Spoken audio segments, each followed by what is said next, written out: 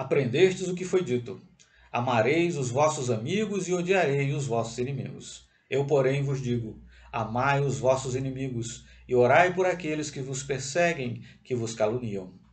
Esse foi o ensinamento deixado por Jesus. O mestre Nazareno, em sua passagem pela terra, tratou de regulamentar para a nossa mentalidade várias dessas virtudes que, para sua época, eram plenamente incompatíveis com o caráter geral da sociedade. Era de praxe, à sua época, devotar ódio irracional aos inimigos. Aqueles que mereciam as atenções, os cuidados, o carinho, eram tão somente os amigos. Esse modo de viver, naturalmente, se constituía em geratriz de muitos problemas para as almas, para o futuro. Jesus Cristo tratou de atualizar o ensinamento, fazendo com que a sociedade refletisse a respeito dos malefícios de se devotar ódio àqueles tidos como inimigos. Ele levanta o aprendizado ancestral. Aprendestes o que foi dito. Relegava isso ao passado. Eu, porém, vos digo, agora no presente: amai, orai. Jesus foi o grande reformulador desses costumes sociais. Na lucidez do mestre Nazareno, ele não estava de nenhuma forma determinando que deveríamos ter pelos nossos inimigos, por aqueles que não gostam de nós, a mesma ternura, a mesma consideração, o mesmo aconchego que devotamos a um irmão, a um amigo, a uma pessoa do nosso coração. Nada obstante, o fato de não termos como abrir a alma para os inimigos não significa que deveremos lhes dedicar o mal. Significa que lhes vamos desejar o bem. Nossos pensamentos em sua direção serão de fraternidade, a fim de que nessa luta cotidiana pelo equilíbrio tenhamos a certeza de que, ainda que nos deparemos com vários opositores, antagonistas, a nossa postura, principalmente para os que nos apoiamos nas lições de Jesus Cristo, seja a postura fraternal. Aprendeste o que foi dito. Eu, porém, vos digo. O Espiritismo nos apresenta Jesus como o modelo e guia da humanidade, o maior espírito que o mundo recebeu. Graças a isso, aqueles que queremos pautar a própria conduta pelos seus ensinamentos, deveremos estar atentos para essa questão. Amar os inimigos não significa trazê-los para a nossa mesa, abrir-lhes o nosso coração, mas sermos capazes de reconhecer, por exemplo, que eles têm virtudes. Podem não se compatibilizar conosco, podemos não compatibilizar com seus hábitos, com sua maneira de ser, mas não temos como negar as suas peculiaridades positivas. Quando Jesus propõe amar os inimigos, é com essa extensão do amor antagonista do ódio, do desamor. Quando ele propõe orarmos por aqueles que nos sejam perseguidores, caluniadores, é exatamente para que saiamos da sintonia deles.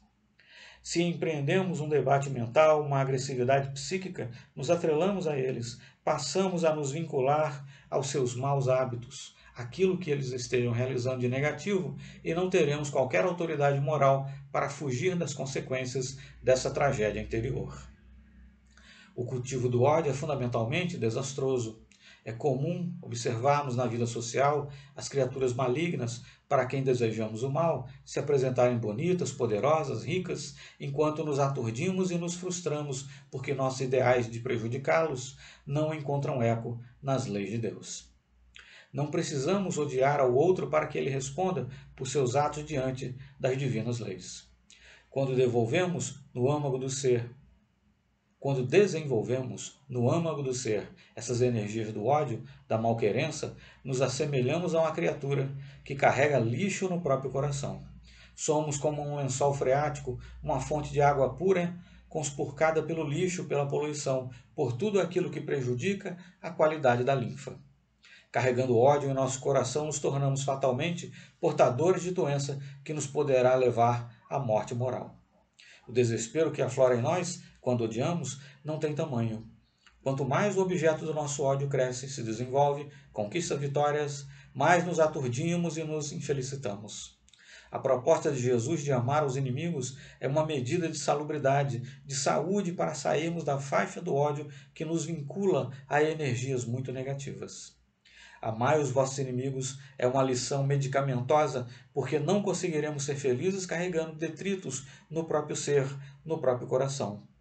Enviando bons pensamentos aos nossos inimigos, o que não significa concordar com seus atos ruins, com sua forma de viver desajustada, faz com que nos vacinemos contra mazelas mais graves que nos aturdem.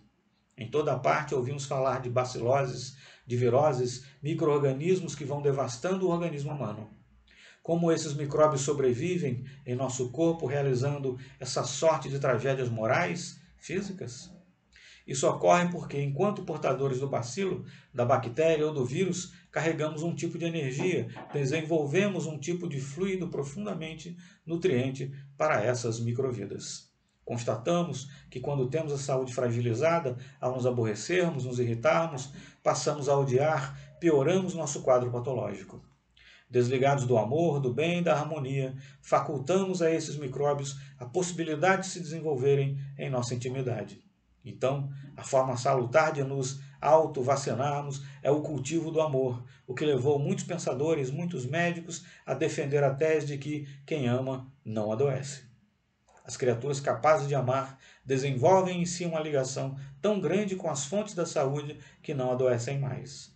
Na dificuldade, apelemos para Jesus, o médico das almas, e lembremos-nos do saudoso médium brasileiro Francisco Cândido Xavier, quando respondeu a uma pergunta que lhe foi feita sobre o seu estado de saúde. Eu sou um doente são.